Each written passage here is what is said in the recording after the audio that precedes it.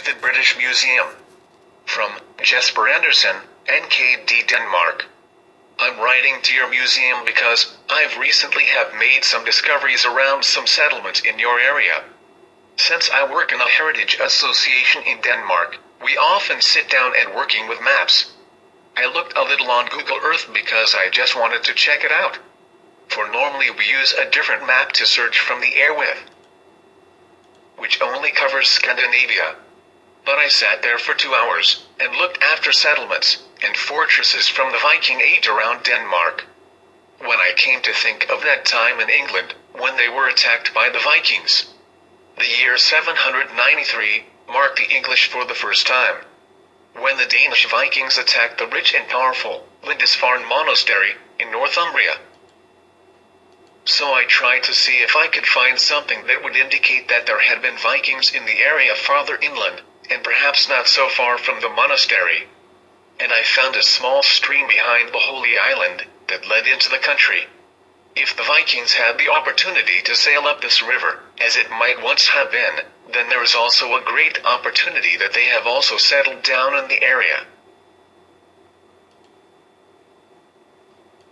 So I began to follow the river, and was actually not gone far, when I found these markings and structures on the ground, not so very far away from the monastery. And the settlements were located along a small stream behind the Holy Island, which had been a river once, and we know that the Vikings sailed up of these rivers. I was not quite sure if what I saw was right, because it was actually quite easy.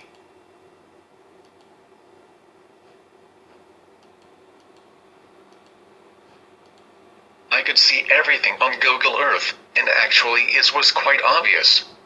And it surprised me that no one else has found these markings before. Just to be sure, before I contacted the museum in England, then I presented my findings to a Danish archaeologist from the National Museum, and she also said that it looked very exciting, and they told me that we should send these discoveries to the museum in England.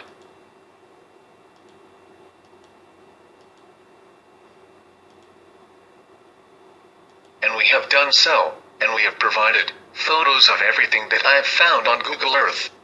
There are 4 settlements, 2 of them look like ringforts, and the other 2 look like similar villages.